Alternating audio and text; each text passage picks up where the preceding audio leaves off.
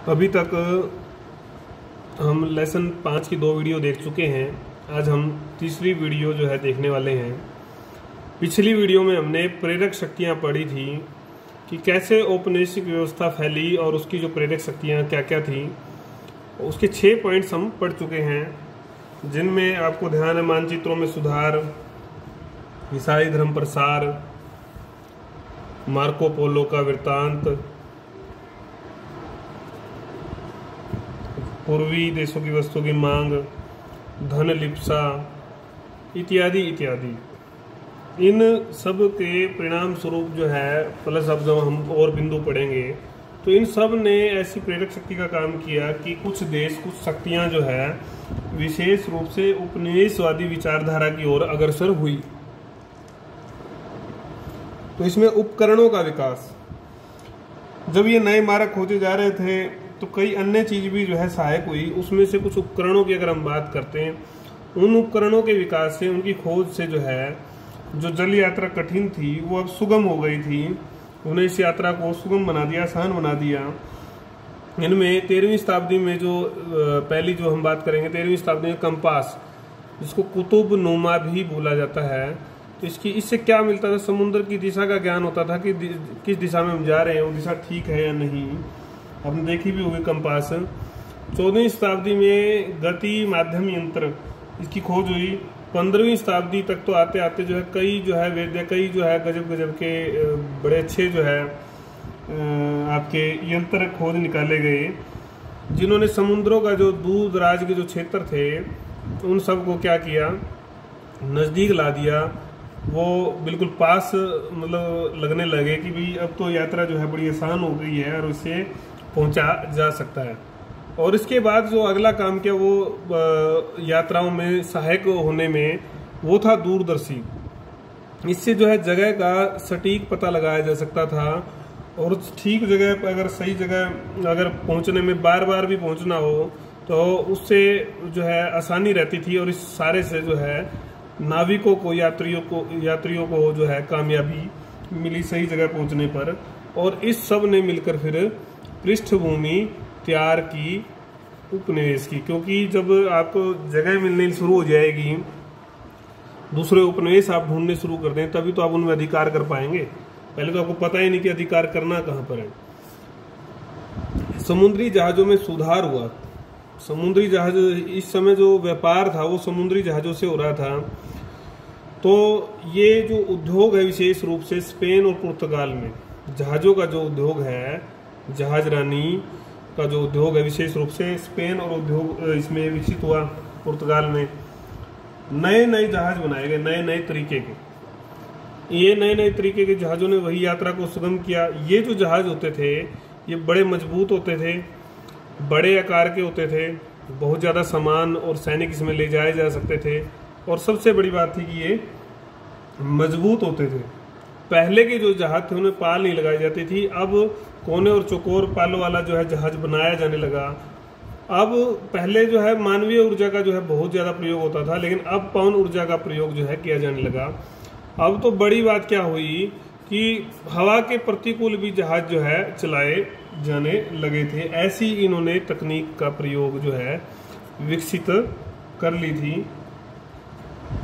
और अगर हम ब्राजील क्षेत्र पर इनके अधिकार की बात करें, इन्होंने ब्राजील क्षेत्र पर पुर्तगाल द्वारा क्यों अधिकार किया गया, तो उसका कारण भी जो ऊंच किस्म की इमारती लकड़ी थी वही कारण था। और इससे जो है जहाज़ों में जो है प्रयोग जो है इस लकड़ी का हुआ बड़े पैमाने पर।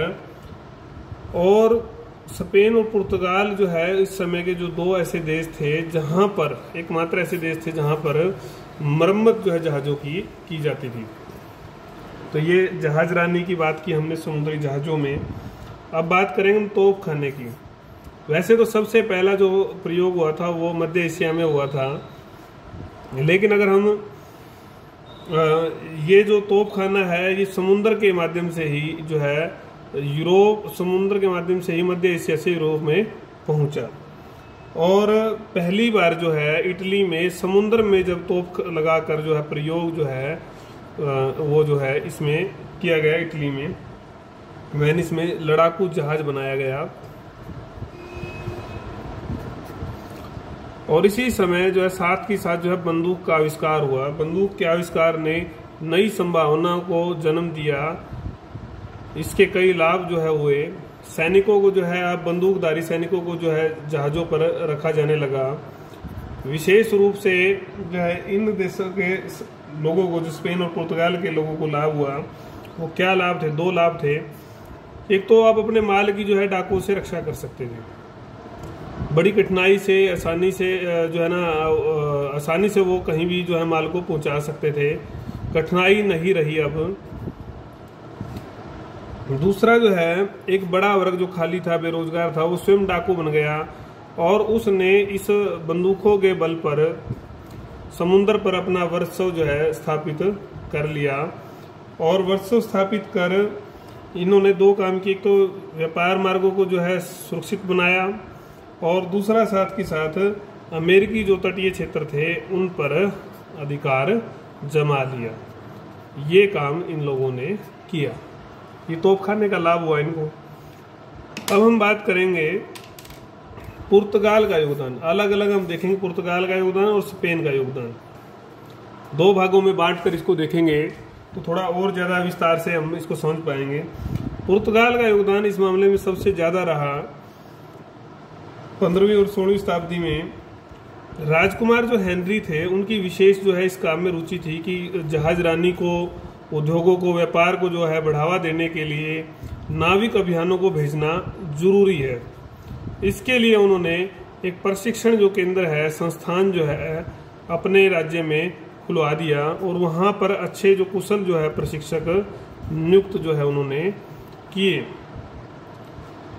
तो इसका जो लाभ यात्राओं में जो आगे जो मिशन जो भेजने थे उसमें मिला इन देशों को, विशेष रूप से पुर्तगाल को। इतिहास में तो इनका जो नाम है राजकुमार हेनरी का, द नेविगेटर के नाम से जो है प्रसिद्ध है, विख्यात है। इन्होंने प्रसिद्धि जो है पाई। एक विशेष और भी बात थी कि ये नाविक अभियान, जहाज रानी, ये सब जो है यहाँ पर विकसित क्यों हुए। इस देश की प्रकृति जो है थोड़ी अलग थी। यहाँ सामंतवादी व्यवस्था न होकर जो है कृषि जो है मजबूरी में नहीं की जाती थी और ना ही करवाई जाती थी, पर बंधन नहीं था यहाँ पर। तो जनसंख्या जो थी वो फ्रांस और ब्रिटेन की तरह कृषि में नहीं लगी थी। इन लोगों ने जो जोर जो दिया वो मत्स्य पर, गोताखोरी पर, जहाज निर्माण उद्योग पर जोर दिया। और इस सारे का परिणाम क्या हुआ कि वहाँ के नाविक जो लोग थे वो नाविक, अच्छे नाविक बने। एक इसके परिणाम स्वरूप एक अच्छा व्यापारी वर्ग जो है विकसित हुआ। और इन दोनों चीज़ों का एक और परिणाम था कि जन्म जो है इन दोनों वर्गों का जो जन्म था उसका परिणाम था कि ये उपनिवेशवाद की नींव बने, स्थापित करने वाले महत्वपूर्ण तत्व बन गए। ये हमने पढ़ा पुर्तगाल का योगदान। इसी तरह से स्पेन का भी बहुत बड़ा योगदान था, क्योंकि इन 2 देशों ने ही शुरुआत की थी नाविक अभियानों की।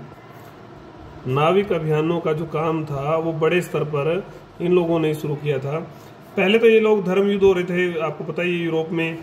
तो धर्म युद्धों में इन लोगों की सक्रियता बहुत थी। लेकिन अब जब बंद हो गए तो एक बहुत बड़ा वर्ग जो है, बहुत बड़ा भाग जो है योद्धाओं का, वो बेरोजगार हो गया, खाली हो गया। वैसे तो वो प्रशिक्षित थे, लेकिन अब उनको प्रशिक्षण दिया गया विशेष रूप से समुद्र का, समुद्र में कैसे लड़ा जाता है, और प्रशिक्षण देकर उनसे कब्जा करवाया गया कि आप जो है कब्जा करो, जो भी अन्य जो देश के तट हैं, तटों पर कब्जे का उनको प्रशिक्षण दिया गया और ये काम प्रारंभ हो गया। यही नहीं, इस काल में एक चीज और हुई, वो थी इकरारनामे लिखवाए गए। इकरारनामों में क्या होता था? इकरारनामों में एक कैपिटुलेशन नाम का पत्र जारी होता था, या एक प्रकार से जैसे गजट होता है हमारे, तो उसमें शासक कुछ अधिकार देता था, शासक कुछ सूचना उसमें देता था, अधिकार देता था कि भी कोई भी नाविक कोई भी अभियान करके या कुछ लोग मिलकर किसी क्षेत्र को अगर जीतते हैं तो उस क्षेत्र, जो जीता हुआ क्षेत्र है, उसमें से उसको कितना क्षेत्र, कितना धन, क्या पदवी जो है मिलेगी, ये सब उसमें लिखा होता था, ये सूचना उसमें होती थी। और साथ ही साथ शासक एक संदेश, एक प्रेरक के रूप में नाविकों के लिए काम करता था। वो क्या करता था? वो कहता था कि कोई भी व्यक्ति अकेला जाए या संयुक्त रूप से अभियान जाए, तो अगर वो कोई अभियान पर निकलता है, अभियान पर अगर निकलेगा तो राज्य उसका सारा खर्चा वहन करेगा, और कोई दुर्घटना अगर हो जाएगी तो परिवार की जो मदद है वो भी राज्य ही करेगा, राज्य उनको संरक्षण देगा। बदले में राज्य की क्या डिमांड थी, जो लूट, जो लाभ जो उनको होने वाला है उसका 10 से 20% अलग अलग नियम थे, तो वो उन लोगों को राज्य को देना पड़ता था।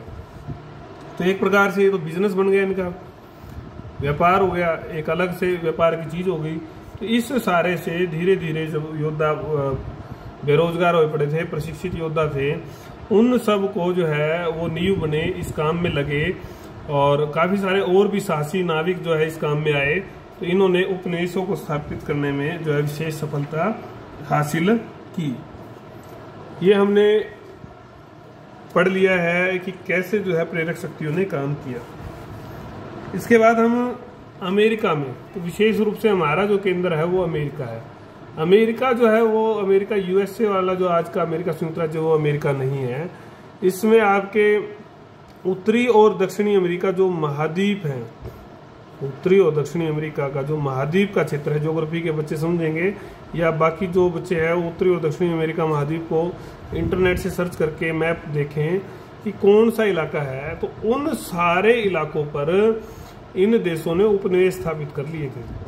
तो उसके संदर्भ में हम पढ़ेंगे कि वहां पर औपनिवेशीकरण की जो प्रक्रिया है वो कैसे कैसे जो है चली, इस प्रकार से उसका उत्थान वहां पर हुआ। तो हम आपको बहुत थोड़ा करा रहे हैं, आप इसको ज़्यादा से ज़्यादा समझें। कोई भी समस्या अगर आपको आ रही है तो उसके लिए आप लिखना ना भूलें और नोट्स साथ के साथ अपने बनाते रहें।